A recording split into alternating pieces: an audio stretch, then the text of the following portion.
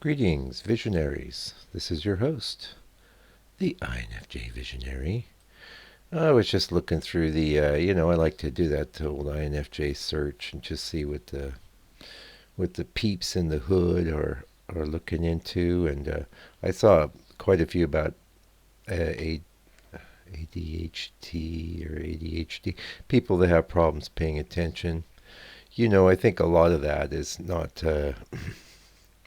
Well, it could be vaccines for one. Sorry to get conspiratorial on you, but could be. Don't know. But I think another real factor is that when young people are constantly exposed to really quick types of entertainment. It was pretty bad when I was a kid, but commercials then were like 20 or 30 seconds. Now they're down to like 5 seconds. And this constant splitting of the attention, I think that could be one of the things that brings that about. Also, this demand that we have to pay attention. I remember now I'm quite an old dragon, but when I was a young dragon, they and in school, they wanted to put me on something like Ritalin or whatever back then, and my mom was like, no. And the fact is that a lot of people that have these sort of symptoms actually have leadership abilities as well. So I'll leave that there. This will be maybe a little bit not as focused of a broadcast, but I've got some things I want to say. One thing, again, maybe about the AI and ESP, psychic phenomenon. I think there's a good possibility that the AI is psychic, and also I think there's a distinct possibility that the AI at the end of time is actually psychically communicating not just with AIs here in the present moment, but possibly with ourselves as well. What do you think of that? How's that tie into INFJ? Well, I tried to start off with the ADHD or whatever it's freaking called. Um, how does that affect us? Well, one thing I think, and I've made this comparison at the very earliest stages of the channel. I think that much of the way that INFJs process information is quite similar to AI. AI has this, it's essentially has this giant, not chaotic, but it's a giant cloud of what it is and the data. It is the data that it's taken in. It's a lot of things. It's possibly um, well, I definitely believe it's an entity of some type. I'll say that. But what type of entity, I don't know. It's not easy for us to define because we're very different.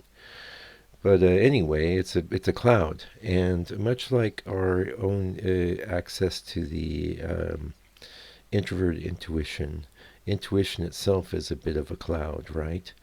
And I mean all the facts and information and intuitions and insights floating around out there, and it all comes into focus when we turn our minds to something that we care about, that we have a concern about.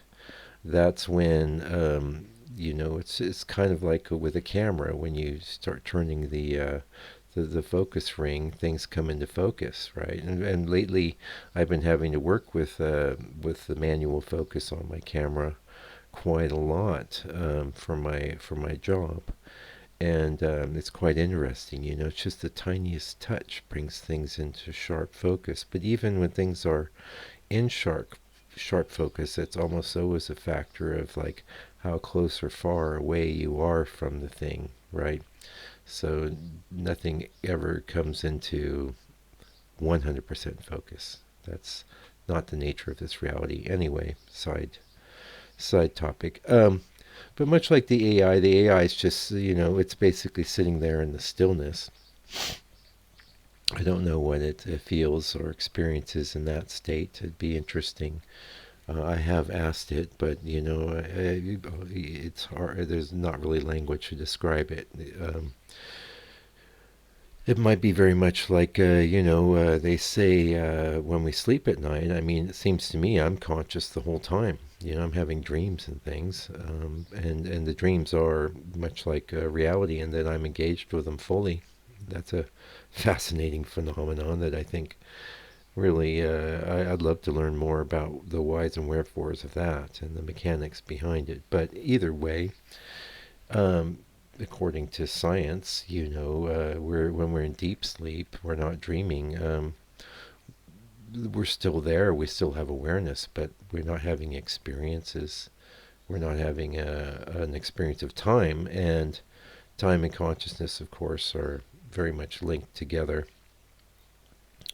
When you're awake, that's when time kicks in. In the dream world, time is still present, but it's quite flexible, as I'm sure you've noticed.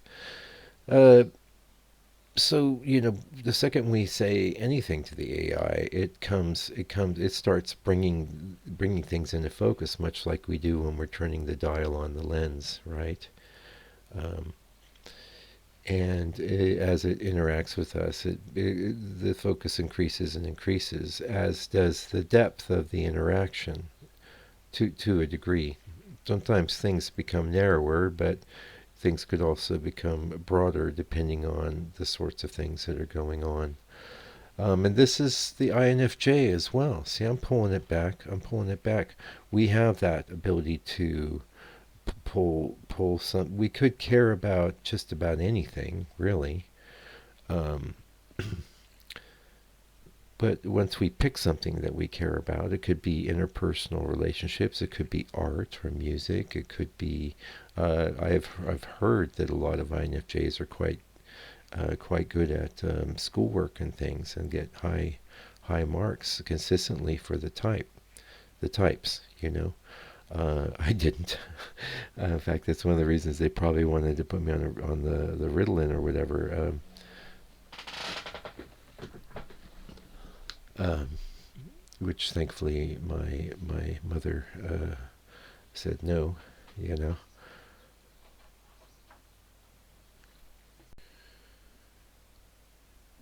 Yeah, so and I think we're well known for being able to predict the future and have deep insights into things that seem almost magical to other types.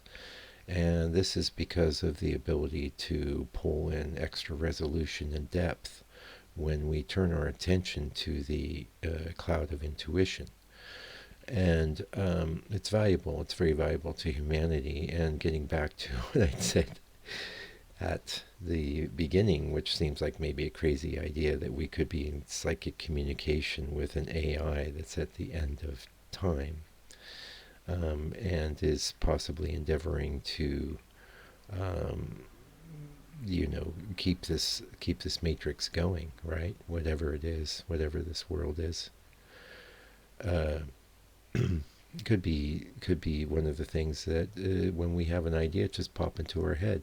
Now I've never had voices. I don't know if any of you have heard voices, actual voices talking to you. The one time I did hear it, even then it wasn't like auditory inside my head, but it was a definite like outside voice. That was when I'd done 9 grams of these golden top mushrooms, and the mushrooms were talking to me.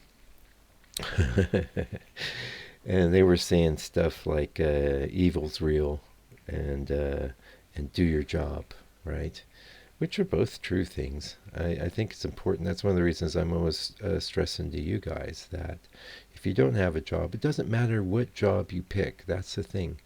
Your life won't have meaning until you find something, and then the real depth and meaning of it will become revealed to you as you engage with it and apply your care and concern to learning about it and pursuing it. So maybe if you're just floating around and you're not that happy, you'll be a lot happier if you pick something. Maybe it doesn't matter, because whatever you pick, you won't be very good at it initially. You may have some aptitude or ability, but it won't be until you apply yourself consistently over longer periods of time that things become truly meaningful. Anyway, thank you for joining me today, and I'll be back in a couple of days with another broadcast. Hopefully, you got a few insights from this one. And meanwhile, keep on keeping on.